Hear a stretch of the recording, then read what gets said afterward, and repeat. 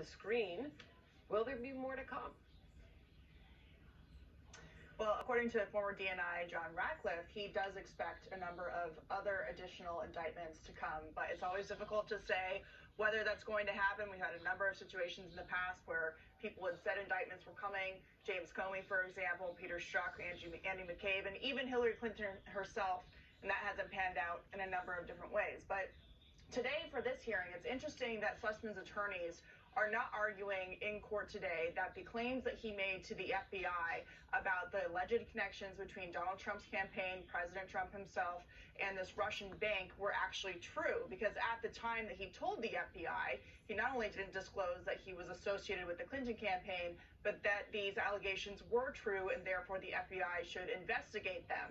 Now, some people have said that if he had not, framed it that way, the FBI would have never opened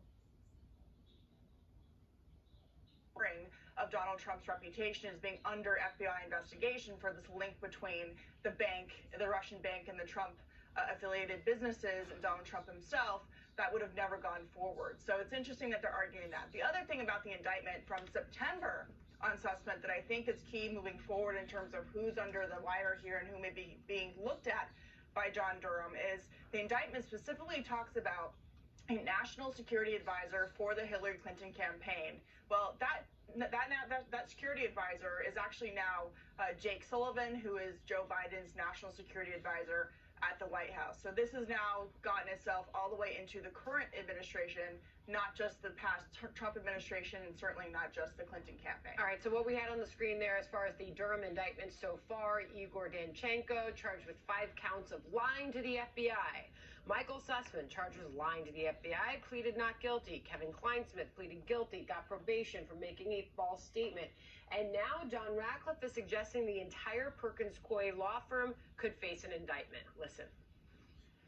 If multiple lawyers for a law firm, are attempting to defraud the government or lie to the government, to not just commit a campaign dirty trick, but to peddle a false narrative that misleads investigators, an entire law firm like Perkins Coie could be subject to indictment. We are talking about serious accountability that is needed here, Katie.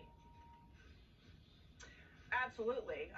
John Durham is a very thorough prosecutor, but if you look at the way that these things have been prosecuted or not prosecuted in the past, it's been about intention of lying to the FBI or not. And I think it will be very difficult to prove that an entire law firm was intent on giving the FBI bad information when maybe it was just Sussman or other people affiliated with him very closely. It's going to be difficult to prove that lawyers underneath him knew that the information was false, and therefore they continued to push it over to the FBI. Obviously, Durham thinks that they have enough proof on Sussman to prove that in court, but it's a high bar. Again, I mentioned former FBI Director James Comey, who admitted in open congressional testimony that he leaked information to a colleague at Columbia so he could then give it to the press.